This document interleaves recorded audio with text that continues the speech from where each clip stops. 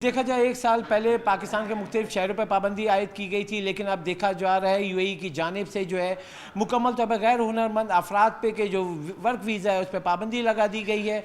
और इसमें वजूहत हैं कि वहाँ जाके यूएई लोग जो है विजिट वीज़े पे वहाँ पे भीख भी मांग रहे थे और वहाँ पे चोरी चकारी भी कर रहे थे। उसके ऊपर एक्शन लिया गया है। वहाँ की हुकूमत ने जो है वो आर्जी तौर पर टेम्प्रेरी पाबंदी लगा दी है। क्या वजूहत है, पाकिस्तान पर इसके क्या असरात होंगे, जानते हैं। ओवरसीज़ प्रमोटर के जो माहिर अदनान प्राचा मौजूद हैं। फिर से एक बुरी खबर आई है। जी हाँ जी, एक खबर पिछले साल आई थी कि हमारे कुछ शहरों के ऊपर पाबंदी लगनी स्टार्ट हुई थी विज़िट वीज़ा के ऊपर। वो हमारे शहर 4 से 6, 8, 10, 12, 14, 16, 18 और फिर 20, 22 तक ही चले गए थे। दरमियान में हमें हमारी गवर्नमेंट्स ने यूएई गवर्नमेंट के साथ बात भी की, उसके अंदर से कुछ शहर ओपन भी हो गए और एक थोड़ी सी चीज़ों के अंदर बेहतरी आना स्टार्ट हुई थी। अब वो बेहतरी आने के साथ अभी कल से यूएई की लेबर डिपार्टमेंट ने हमारे जितने भी एम्प्लॉयमेंट वीज़ाज़ हैं उनकी प्रोसेसिंग रोक दी है। यूएई के अंदर दो तरह के वीज़ाज़ जो प्रोसेस में होते हैं, एक होता है मिनिस्ट्री ऑफ लेबर के थ्रू और एक डायरेक्ट इमिग्रेशन के होता है। जो हमारी फ्री जोन की कंपनीज़ हैं उनके वीज़ाज़ अभी तक इशू हो रहे हैं। जो हमारी लेबर डिपार्टमेंट की तरफ से अप्रूवल्स आती हैं और उसके बाद जो कंपनीज़ वीज़ाज़ अप्लाई करती हैं वो फौरी तौर पे बंद कर दिया गया है। अब गैर मुइना मुद्दत के लिए ये बंद किया है।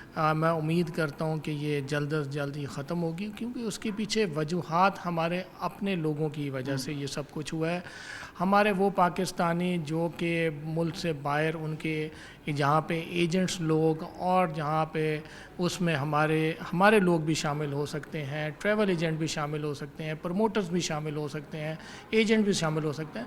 तो जितने भी कुछ ऐसे अनासिर जिनकी वजह से उन्होंने यहाँ से विज़िट वीज़े पे एम्प्लॉयमेंट वीज़े के लिए कर रहे थे, यहाँ से विज़िट वीज़े पे भेज रहे थे और वहाँ पे वो इस चीज़ की श्योरिटी दे रहे थे कि वहाँ पे एम्प्लॉयमेंट वीज़ा आपका कन्वर्ट हो जाएगा।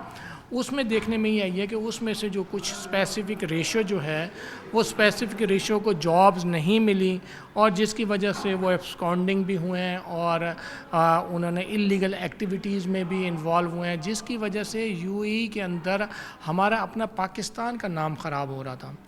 अब मैं ये समझता हूँ कि यूएई गवर्नमेंट ने ये एक अच्छा इनिशिएटिव लिया है। उससे हमारे यहाँ पे हमारे जो कंसर्न डिपार्टमेंट्स हैं उनके लिए बेहतरी लाने की एक गुंजाइश पैदा हुई है कि हम उन लोगों के ख़िलाफ़ एक्शन ले सकें जो भी इल्लीगल एक्टिविटी में इन्वॉल्व हैं, उनके ख़िलाफ़ एक्शन लेके और उनको करार वाक़ई सज़ा दें, ताकि आइंदा हमारे जो मुख्तलिफ़ ममालिक के साथ ख़ारजा पॉलिसीज़ है वो हमारी इफ़ेक्ट ना हो, क्योंकि हमारा इंटरनेशनल लेवल के ऊपर हमारा फिर पाकिस्तान का नाम ख़राब होता है। जी, जैसे कि आपने सुना यहाँ जो इक़दामात किए गए हैं वो बर वक्त नहीं किए गए, जिसकी वजह से फिर एक बार जो बुरी खबर सामने आई है कि जो यूएई पाकिस्तानी जाना चाहते थे गैर हुनरमंद अफराद नौकरी के लिए, अब उनके वीज़े जारी नहीं हो गई। आर्जी तौर पर बंदिश कब तक रहेगी, इसको ख़त्म करने के लिए क्या इक़दामात करने वो भी माहिरीन ने बताया, लेकिन अब फौरी तौर पर हुकूमती सतह पर इसको टेकअप करना पड़ेगा।